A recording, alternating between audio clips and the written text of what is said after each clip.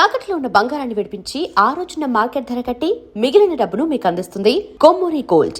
And me career విషయానికి వస్తే అదేంటి సార్ ఎవరన్నా ఇండస్ట్రీలో ఉన్న వాళ్ళు తమ పిల్లల్ని ఇండస్ట్రీలోకి రాకూడదు, ఇక్కడ కష్టాలు పడకూడదు ఇలాంటి ఒక డిసిషన్లు తీసుకుంటా ఉంటారు. నాన్నగారు మాత్రం మీరు ఇంటర్ అయిపోగానే తీసుకెళ్ళి విఎస్ఆర్ స్వామి గారి దగ్గర అసిస్టెంట్గా జాయిన్ చేశారంట. అదే సమయంలో మీరు అప్పటికే కోర్సు కూడా జాయిన్ అయ్యారంట. ఏంది అంత అది సినిమా పిచ్చా లేకుంటే ఇక్కడే బతకాలన్న ఒక కోరిక ఎలా మొదలైంది అది? లేదండి. యాక్చువల్‌గా నాకు బేసిక్‌గానే కొంచెం ఆర్ట్ మీద ఒక మంచి ఇంట్రెస్ట్ ఉంది. సార్ ఎందుకంటే మా ఆర్టిస్టిక్ ఫ్యామిలీ. నాన్నగారు కూడా ఒక సార్ బేసిక్‌గా ఆర్టిస్టిక్‌గా మేకప్ అనేది ఒక ఆర్ట్ సార్ ఆర్ట్ యాక్చువల్‌గా. అలాగే మదర్ కూడా వోకల్ బాగా. మదర్‌కి ఒక వోకల్ మీద మంచి గ్రిప్ ఉంది. సార్ అలాగే మా మదర్ సైడ్ వాళ్ళందరూ సంగీతం మీద ఒక మంచి గ్రిప్ ఉంది. సో నేనెప్పుడు నేర్చుకోలేదు కానీ మా సిస్టర్ కూడా అరంగేట్రం చేసి డాన్స్ అదంతా చేయటం ఇంట్లో ఒక కల్చర్ లాగా ఉండేది. చెన్నైలో ఎలా ఉండేదంటే చాలా బ్యూటిఫుల్ కల్చర్ ఉండేది. ఫ్యామిలీస్ లేడీస్ ఉంటే ఆ ఇంట్లో ముగ్గురు పిల్లలు ఉన్న ఒక అమ్మాయి ఉందనుకోండి, ఆ పిల్ల డాన్స్ నేర్చుకోవాలి, సార్ అంటే సంగీతం నేర్చుకోవాలి. పిల్లలంటే ఏదైనా వైలిన్ కానీ ఏదైనా ఒక ఒక ఒక ఇన్స్ట్రుమెంటేషన్ ఏదైనా నేర్చుకోవాలి. ఆర్ట్ వైపు ఉంది. ఆర్ట్ వైపు ఒక ఇంట్రెస్ట్ చూపించేవాడు సంగీతం. సార్ ఇది చెన్నై స్టైల్. సార్ అందుకనే టెంపుల్ సిటీ అంటారు దాన్ని. అవును అవును టెంపుల్స్కి బాగా ఫేమస్. ఎక్కువ భక్తికి సంబంధించిన విషయాల్లో కరెక్ట్ కరెక్ట్. ఎక్కువ ఉండేది. మాకు పక్కనే సార్ నెల్లూరు, చెన్నై ఆ, కొంచెం ఐడియా. అది ఉండేది. సో అలాగే నాకు బేసిక్గా దాని మీద ఇంట్రెస్ట్ ఉంది. సార్ నేను యాక్చువల్గా పైలట్ అవ్వాలనుకున్నాను. అవును సో ఆఫ్టర్ 12th అప్పుడు ఏంటంటే 12th తర్వాత ఇప్పటికీ అదే ఉంది. 12th తర్వాత పైలట్ అవ్వాలనుకున్నాను. సో అది మోర్ ఎక్స్పెన్సివ్. సార్ దాంతో నాకు సినిమాటోగ్రఫీ మీద కూడా ఇంట్రెస్ట్ ఉంది.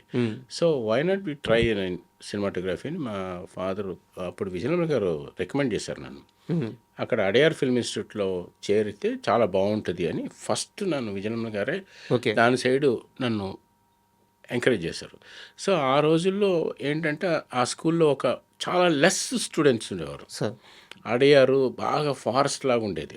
సో అక్కడికి తక్కువ స్టూడెంట్స్ ఉంటే ఇలా కాదు, ఇలా ఉంటే ఐడియల్గా ఉంటే మనకి నేర్చుకోవడానికి టైం పడుతుందని చెప్పి మా గురువు గారి దగ్గరికి, అంటే స్వామి గారి దగ్గరికి తీసుకొచ్చి మా నాన్నగారు చేర్చారు. ఎందుకంటే స్వామి గారు మా నాన్నగారు కలిసి దగ్గర 200 సినిమాలు పనిచేశారు. కృష్ణ గారు 150 సినిమాలు ఓన్లీ సింగిల్ కెమెరామెన్గా విఎస్ఆర్ స్వామి గారు పనిచేశారు. సార్ వాళ్ళిద్దరికీ ఉన్న ఫ్రెండ్షిప్ తోటి నన్ను అక్కడ జాయిన్ చేశారు. సార్ సో మా గురుగారు కూడా నన్ను ఏం చేశారంటే ఫస్ట్ డైరెక్ట్గా కెమెరామెన్ దగ్గర కాకుండా టెక్నికల్గా అసలు వాట్ ఈస్ కెమెరా అని నేర్చుకోవాలని చెప్పి కెమెరా డిపార్ట్మెంట్లో జాయిన్ చేసి 1 year తర్వాత ఆయన కింద అసిస్టెంట్. ముందు కెమెరా అసిస్టెంట్ అసలు కెమెరా అంటే ఏంటి, ఓకే అసలు ఫిల్మ్ అంటే ఏంటి సార్ అనేది ముందు నేర్చుకోవాలని చెప్పి సిస్టమేటిక్గా యాక్చువల్గా ఐఎమ్ ఫీలింగ్ ప్రౌడ్. ఈ టైంలో నేను ప్రౌడ్గా ఫీల్ అవుతాను. ఎందుకంటే నేను ఒక డ్రైవింగ్ కానీ కెమెరా కానీ అన్నీ సిస్టమేటిక్గా నేర్చుకున్నాను. సార్ ప్రొసీజర్ ఫస్ట్ కెమెరా అంటే ఏంటి, టెక్నికల్గా అసలు కెమెరా ఏం చేస్తుంది, ఏం చేయాలి, ఏం చేయకూడదు అనేది నేర్చుకున్న తర్వాత సినిమాటోగ్రఫీలోకి వచ్చాను. కానీ దట్ ఈస్ ద ప్రొసీజర్. మీది మామూలు అదృష్టం కాదు సార్. ఎందుకంటే స్వామి గారు అంటే ఆయన లెజెండరీ సినిమాటోగ్రాఫర్. ఆయన చేసిన సినిమాలు కానీ, ఆయన పనిచేసిన వాళ్ళు కానీ, బాబు గారి సినిమాలు చేశారు, విశ్వనాథ్ గారి సినిమాలు చేశారు, అప్పటి సీనియర్ హీరోలు అందరితో వర్క్ చేశారు. సో అలాంటి పెద్ద లెజెండరీ సినిమాటోగ్రాఫర్ దగ్గర మీరు ఓనమాలు నేర్చుకున్నారంటే అది జీవితం మొత్తంకి పనికొచ్చే పాఠాలు కదా. సో అందరికీ దక్కే అవకాశం కాదు అది. స్వామి గారు అంటే మా గురుగారు అంటే ఈజ్ లైక్ హాలీవుడ్ స్టాండర్డ్లో ఉండే కరెక్ట్ ఒక కెమెరామెన్. ఎందుకంటే ఆయన బ్లాక్ అండ్ వైట్ సినిమాల నుంచి సార్ అసాధ్యుడు అనే పిక్చర్ ఫస్ట్ మా గురుగారికి. అక్కడంటే బ్లాక్ అండ్ వైట్ సినిమాలు చేయటం అంటే అది not a normal thing. Colour cinematography చేయటం అంటే ఇప్పుడు ఫిల్మ్ చేయడం అంటే పెద్ద కష్టం. డిజిటల్ వచ్చిన తర్వాత ఫిల్మ్ కంటే ముందు బ్లాక్ అండ్ వైట్ చేయడం ఇంకా కష్టం. సార్ ఎందుకంటే దాని టెక్నికల్ టర్మ్స్లో చెప్పాలంటే చాలా లో స్పీడ్ ఫిల్మ్ తోటి చాలా హెవీ లైట్స్ వాడి చేయాలి. సార్ అంటే చాలా ఇమాజినేషన్ ఒక థింకింగ్ ఉండాలి. సో దాంతో బ్లాక్ అండ్ వైట్ చేయాలి. సో అది it is very difficult to talk about technical things. So అలా చేసిన కెమెరామెన్ దగ్గర నేర్చుకోవడం అనేది చాలా పెద్ద విషయం. అంటే మా గురుగారు ఒక డిసిప్లైన్డ్, ఆయన గురుగారు కూడా చాలా వెరీ పవర్ఫుల్, సార్. లక్ష్మణ్ గోరే గారు. ఓకే. సో వీళ్ళందరూ పెద్ద పెద్ద వాళ్ళు అనమాట. వాళ్ళంతా హై స్టాండర్డ్ సినిమాటోగ్రఫీ నుంచి అక్కడ మేము నేర్చుకోవడం, అంటే మేము ఆ టైంలో పుట్టడమో లేకపోతే ఆయన దగ్గర నేర్చుకోవడమో ఆ అదృష్టం. ఈ రోజుకి అది ఫాలో అవుతున్నాం. సార్ అంటే స్వామి గారి దగ్గర నాకు తెలిసి చాలామంది అసిస్టెంట్లు ఉండేవారంట. ఎస్ ఎస్ సో ఇప్పుడు మనం చూస్తున్న గోపాల్ రెడ్డి గారు కానీ లేకుంటే చోటా కానీ మీరందరూ కూడా అక్కడి నుంచి ఒకానొక టైంలో మీరందరూ అక్కడి నుంచి వచ్చిన వాళ్ళే. బట్ అంతమంది ఎంతమంది ఉన్నా సరే స్వామి గారు ట్రాలీ షాట్ అంటే మాత్రం ప్రసాద్ని పిలవండి అండి నేరుగా మిమ్మల్నే పిలిచేవారంట. ఎందుకు సార్? ఎస్ ఎస్ అదే చెప్పాను కదండి, మాకు ఒక మంచి రిథమ్, అదే ఒక ఆర్టిస్టిక్ రిథమ్ సింక్ నాకు తెలుసు. సార్. ఇది again it is time line. అది ఏంటంటే ఆ సౌండ్ సింక్ చాలా ఇంపార్టెంట్. అంటే తాళం వేస్తాం కదండి, తాళానికి ఇన్ని నోట్స్ అని ఉంటుంది, సార్. 1, 4, 8 అని బార్ కౌంట్స్ ఉంటాయి. అట్లాంటి సింక్లో కెమెరా కూడా మూవ్ అవ్వాలి. ఓకే. సో ఆ సౌండ్తో పాటు నేను కెమెరాని మూవ్ చేసే ఆ టైమింగ్ ఆ టైమింగ్ నాకు తెలిసిన వాళ్ళని మా గురుగారు ఎక్కువ నన్ను లైక్ చేసి ఎప్పుడు ట్రాలీ తోయాలన్నా ఎప్పుడు ఏం చేయాలన్నా సార్. నన్ను పిలిచేవారు. సార్.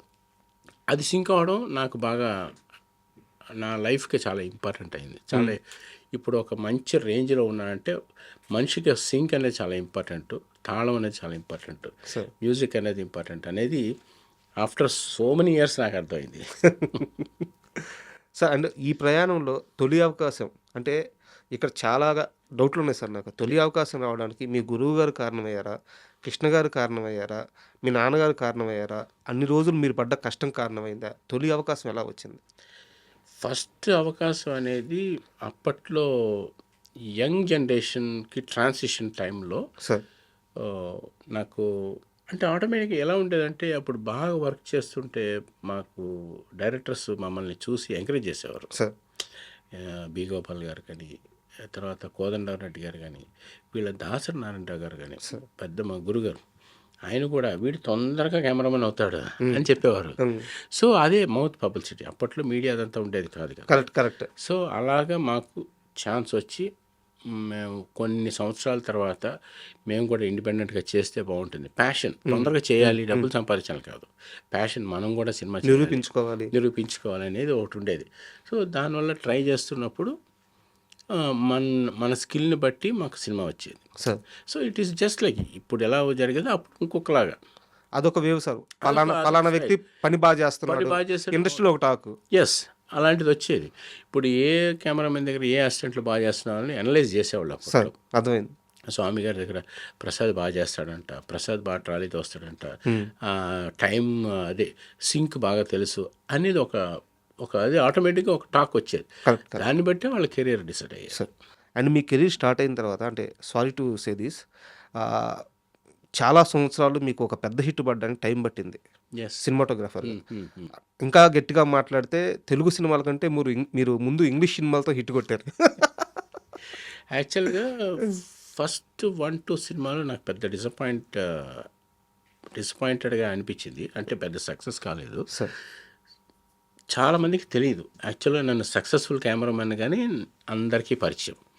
నేను చేస్తే సూపర్ సక్సెస్ అవుతుంది అని పెద్ద టాక్. సార్ రాంప్రసాద్ చేస్తే హిట్ అవుతుంది అని ఇప్పటికీ అదే ఉంది కదా. ఇప్పటికీ అదే ఉంది. అవును.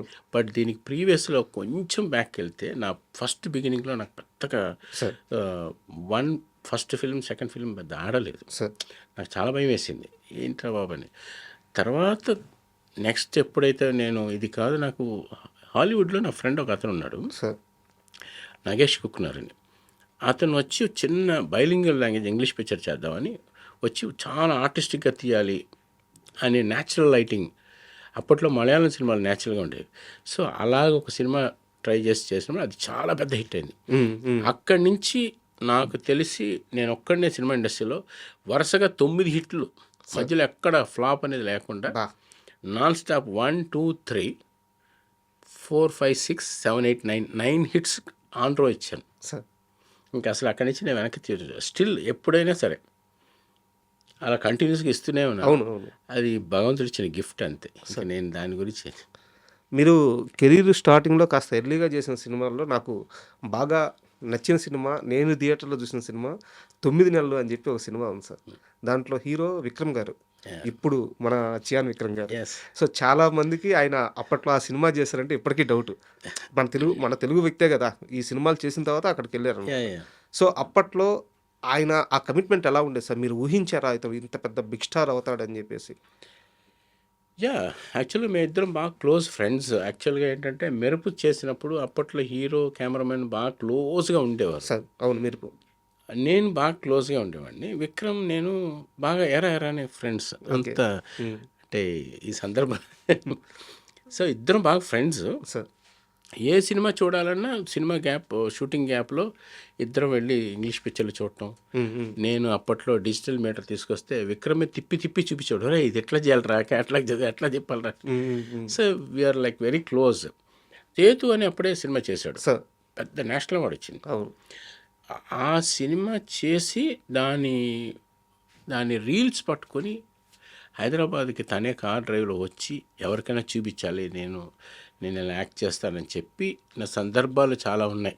సో నేను కృష్ణవంశీ గారి దగ్గరికి అతన్ని తీసుకుని వెళ్ళి, వంశీ చాలా మంచి ఆర్టిస్టు, ఇతనితో మనం హీరోగా చెయ్యి అని నేను అడిగిన సందర్భాలు కూడా ఉన్నాయి. సార్ అలాగే మీ ఇద్దరు బాగా ఫ్రెండ్స్. దాంట్లో చాలా చాలా లాంగ్ స్టోరీస్ ఉన్నాయి, ఇంకా అది చెప్పుకుంటూ పోతే ఇంకా పెద్ద పెద్ద విషయాలు. బట్ నాకు తెలిసి ఆయన తమిళనాడుకి వెళ్ళక ముందు టాలీవుడ్లోనే నిరూపించుకోవాలి, ఇక్కడ ఎదగాలని పాపం చాలా ప్రయత్నాలు చేశారు. చాలా చేశాడు. నా దగ్గరికి రెగ్యులర్గా వచ్చేవాడు. తను లాస్ట్ ఆ పిక్చర్ అపరిచితుడు చేసినప్పుడు షూటింగ్కి వచ్చినప్పుడు కూడా సార్ నాకు ఫోన్ చేసి పిలవటం, ఒరే నేను ఇంత హీరోని అయ్యానురా అని చెప్పడం. తర్వాత కృష్ణవంశీ దగ్గరికి నేను తీసుకెళ్ళడం, మళ్ళీ తీసుకెళ్ళారా? మళ్ళీ తీసుకెళ్ళాను. ఆ టైంలో తీసుకెళ్ళి తలుపు కొట్టి తలుపు తీస్తే ఇట్స్ వెరీ గుడ్ మూమెంట్స్ నాకు. సార్ ఏమన్నా సార్ మళ్ళీ కృష్ణవంశీ గారు? కృష్ణవంశీ గారు ఏంట్రా ఇట్లా ఇద్దరు వచ్చారు, నా ఫ్రెండ్ వంశీ అని చెప్పాను. ఓరి నన్ను ఇది చేయకుండా అని చెప్పి మళ్ళీ అందరం కలిసి ఫ్రెండ్లీగా మాట్లాడి sir it's very very good moments I have. Sir